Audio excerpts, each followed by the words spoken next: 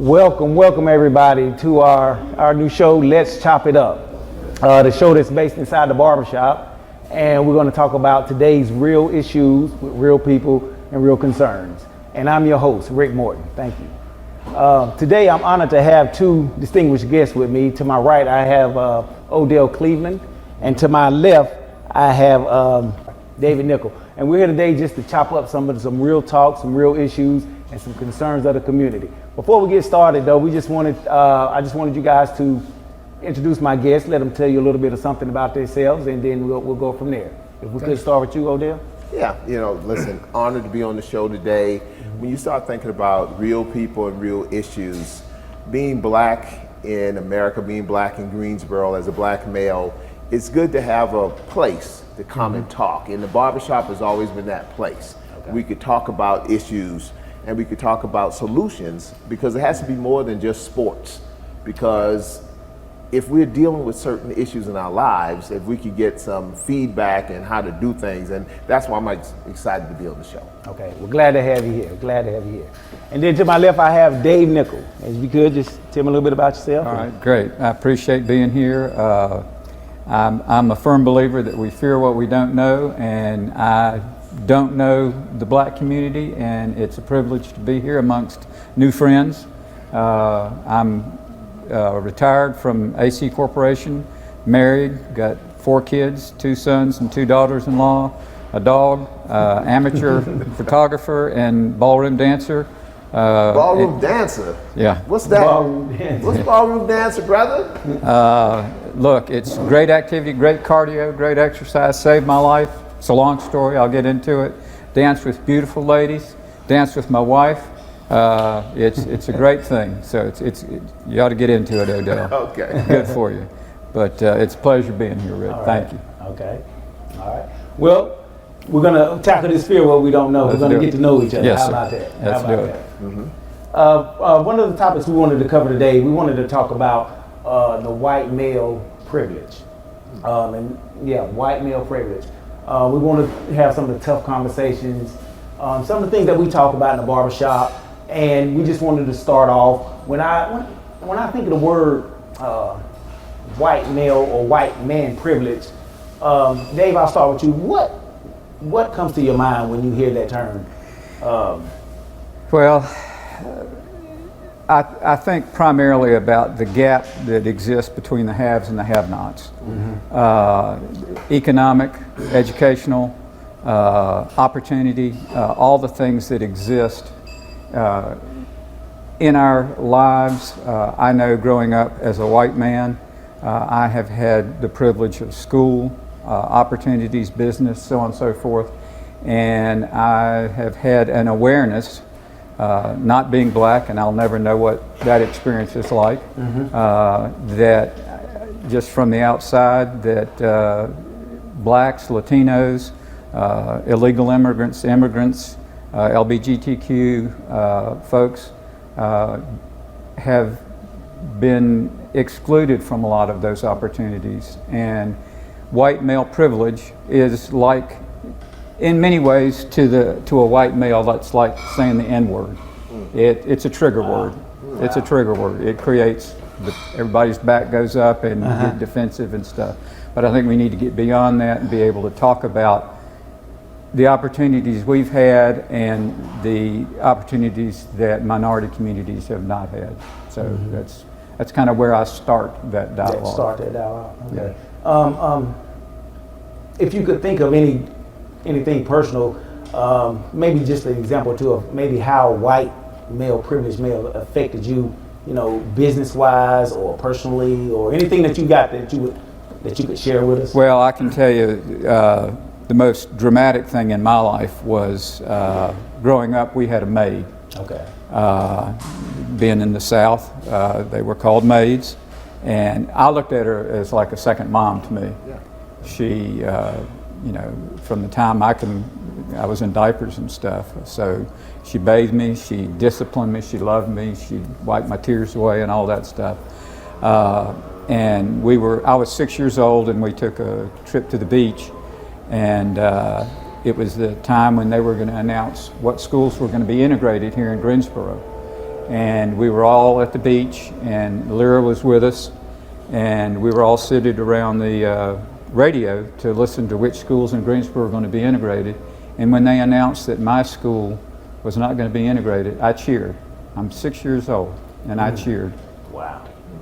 And Lyra had the good grace to wait until we were alone to ask me, and she said, "David, do you know what a Negro is?" I said, "No."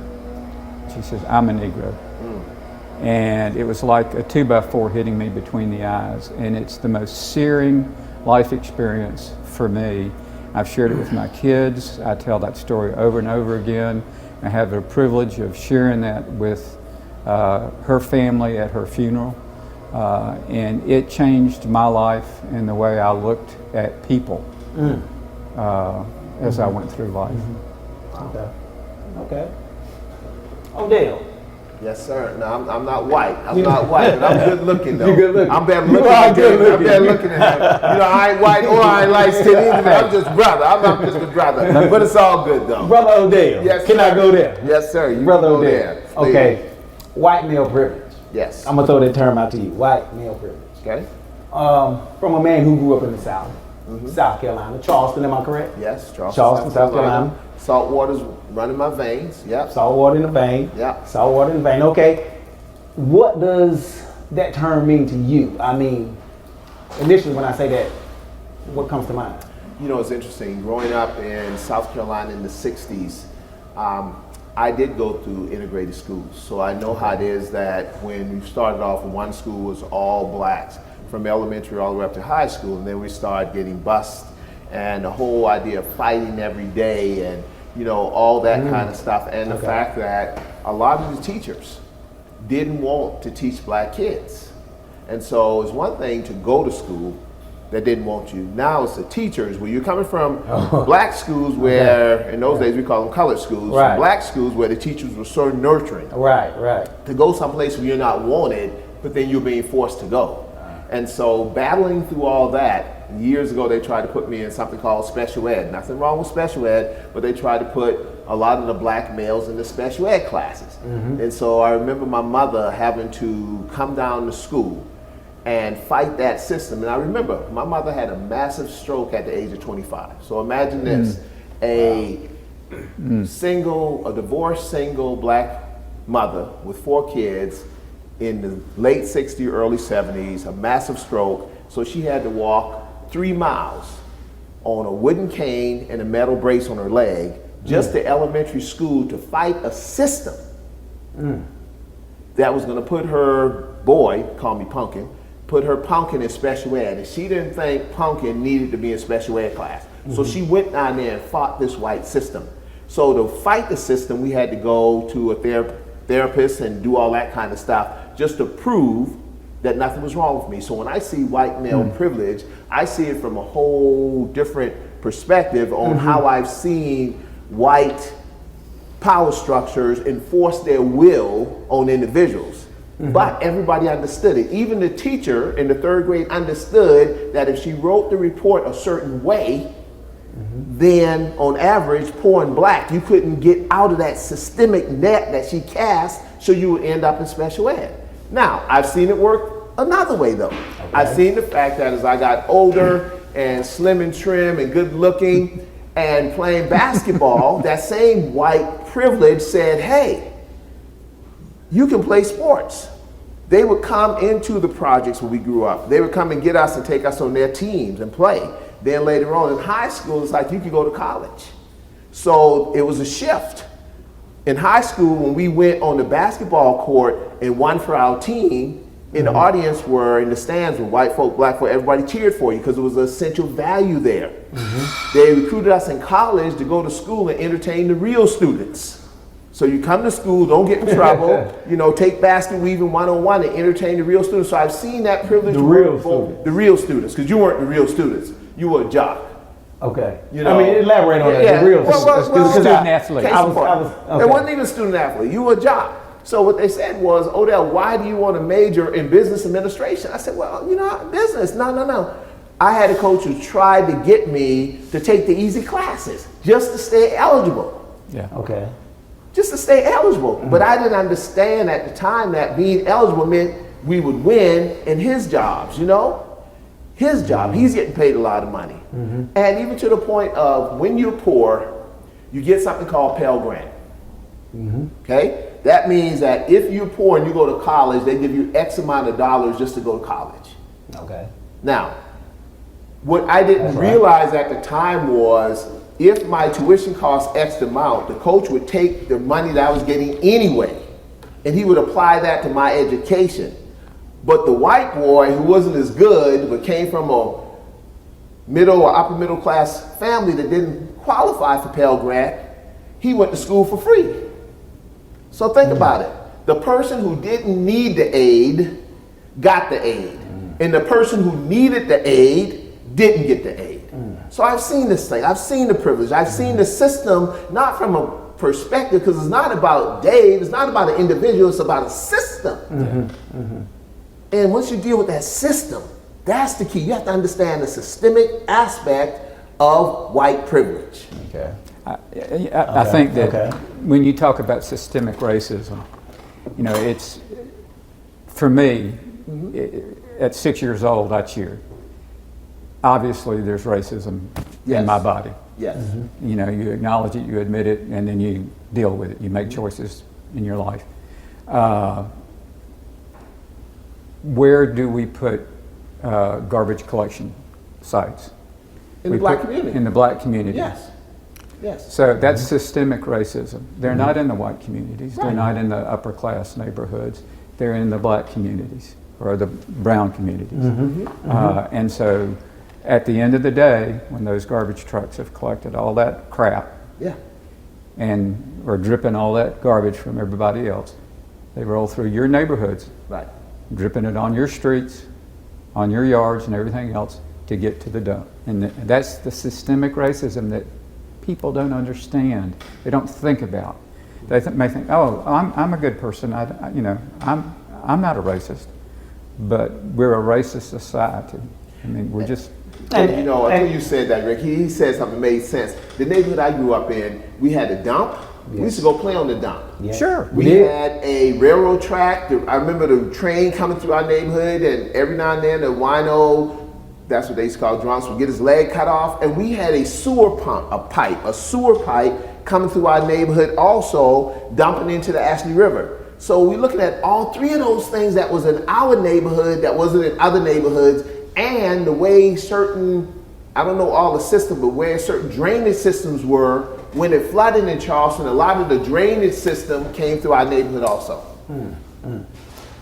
So what I'm hearing with the system, and it also is gonna, having the white privilege, it's also gonna inflict some health concerns. Just because of the system, some health concerns, economically. Again, you look at minority communities and where they're located, and you look at where shopping centers are located, where hospitals are located, where doctors' offices are located. It's very difficult for many people of color to get to those areas if they take buses or if they take cabs or whatever. It's a long trip. It's costly, you know, if they don't own a car or whatever. So yeah, I mean, it's. So I mean, I'm thinking out loud. So when I say the word white male privilege, I'm sure there's some white men say, yeah, I may be privileged in certain ways, but that doesn't make me a racist. That doesn't, I mean, I may be privileged, I may get certain things that's privy to me, but that don't make me a racist. I think that's very true. I think it's very true. I think it's a trigger word for a lot of white people. And in many ways, I think they're probably right. They may not be racist. They may not be bigoted. I mean, define racism and bigotry. Is racism where we have biases and thoughts and so on and so forth that our culture has imposed on us, and bigotry is where we exercise power over somebody else. I don't, you know, so, you know, get the definitions and terminology however you want to put it, but it's a defensive mechanism for people, and we've got to get beyond, again, somebody's saying the N-word, somebody's saying white privilege. understanding, yes, we do have privilege, and it's not a negative. What we would like to have is be able to have black privilege and brown privilege. Y'all have the same opportunities that we've had. That you know, equality. I mean, that's what we talk about. That's equal. You know, and that's the gap. Narrow the gap. I mean, because if the gap keeps widening, that rubber band can only stretch so far, and then it's going to snap. Okay.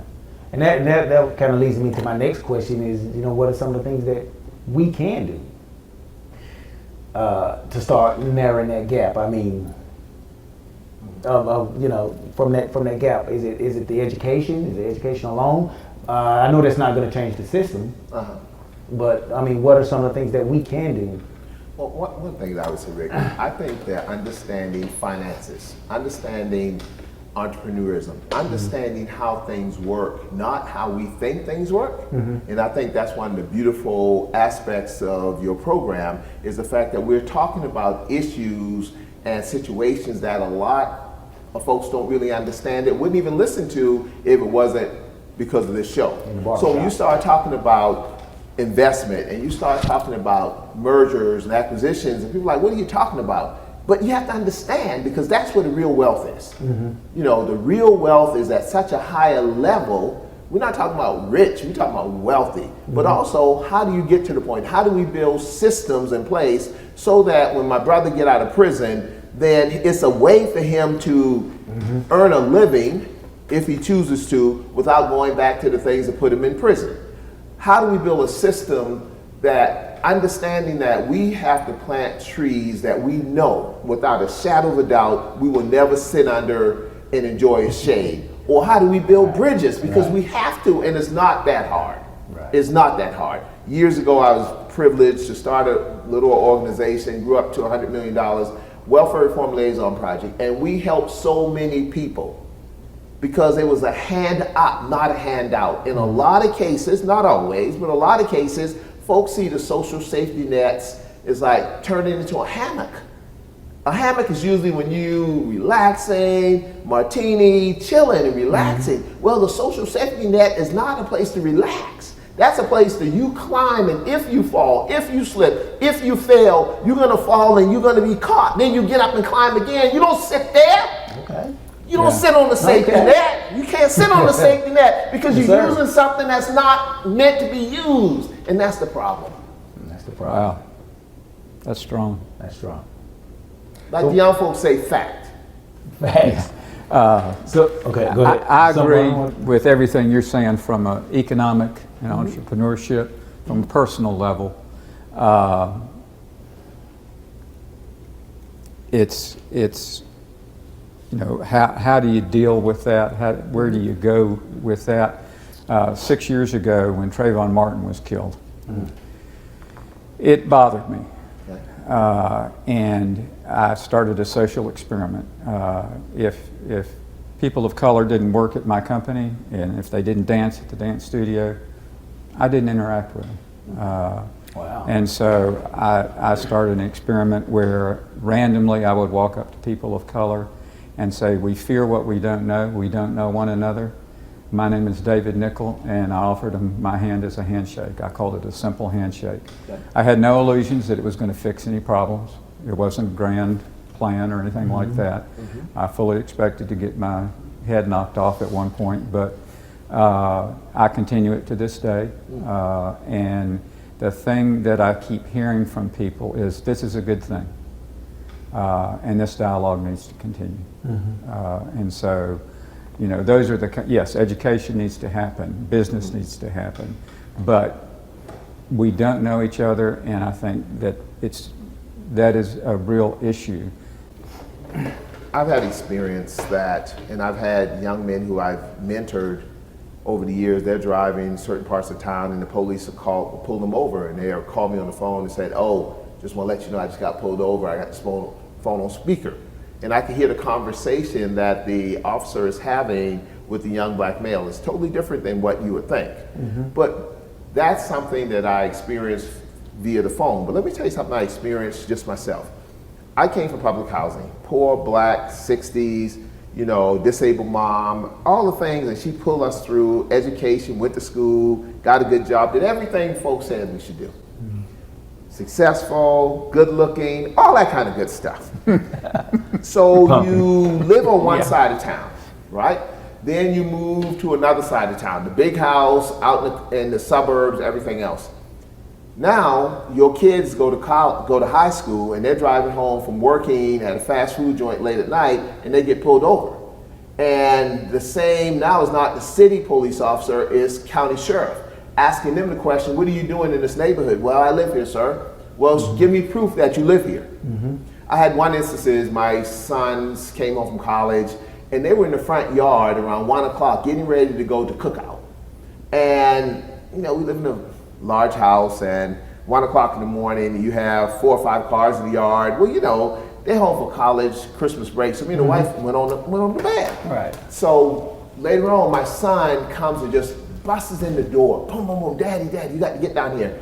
Come down there, what happened? You got 2 police officers in the front yard, detaining my nephew who lives with us, and my oldest son out there arguing with the police on what's the problem. And the police is saying, the sheriff is saying, listen, we have some suspicious activities here. Now you tell your kids, this is your house, this is safe. You tell yourself, I grew up in the projects. If I could work hard, and I could go to school, and I could do all those things, I could save my money, and I could buy the starter home, then I build a nice house in a nice neighborhood, everything's gonna be okay, because I don't want my children to grow up the way I grew up. But when you get there, what you did, you didn't realize when you pack everything else, you pack your black skin with you. So you took your black skin with you in this new neighborhood, so now all of a sudden we fear what we don't know, and they're looking at you now like, what's wrong with you? So I can't put on a hoodie and go running through my neighborhood at 6 o'clock in the morning going on a jog. Because if I go on a jog at 6 o'clock in the morning and my neighborhood where it's dark, then it's going to be somebody, one of my good neighbors, going to call the police, the sheriff, and say, it's a large, dark-skinned black man with a hoodie running through our neighborhood. Yeah. What's that going to get me? I live there. I've been there before a lot of them moved in the doggone place, Rick. Yeah. What's that going to get me? That's going to get you the opportunity to have to prove who you are. If I get a chance. You said if I get an opportunity. Trayvon didn't get an opportunity. Yeah, he didn't. Yeah. And that. Who else did? They didn't get an opportunity. This thing is serious, man. And Dylan Roof got the opportunity.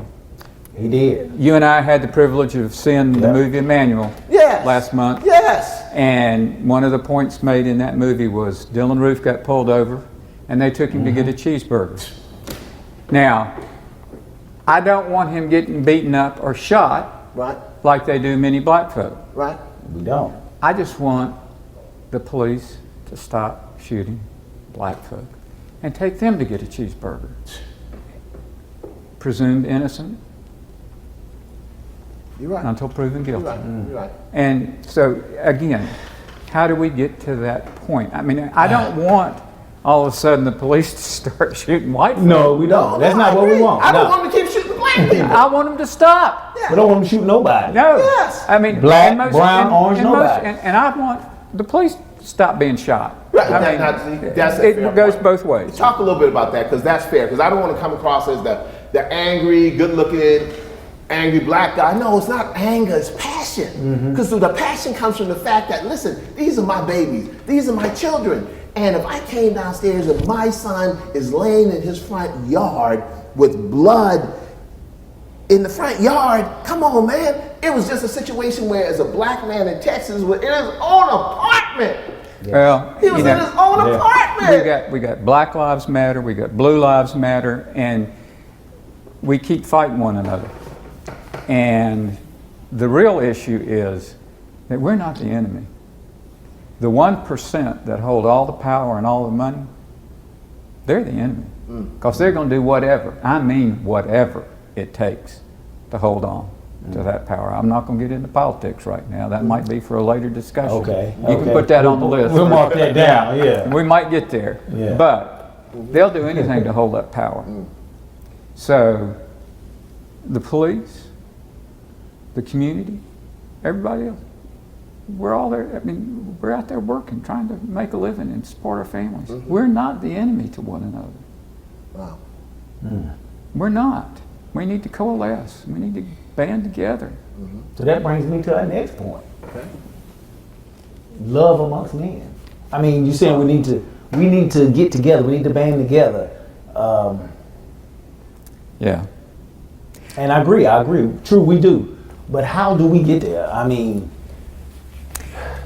with so much envy and hate and jealousy out here, how do we get there? How do we get there? Love amongst men. How can we get there as one? You know, no matter what color our skin is. Yeah. We just all get there to love one another. You know what I mean? And I'm gonna let the privileged, good-looking white guy handle that first. Then I'm coming behind the him. good-looking white guy. We're gonna go to good-looking. I had the honor and privilege of, in the early 70s, for about 7 years, I helped form a nonprofit organization in a commune, and we lived together. And it was a bunch of young people, and our goal was to change the world.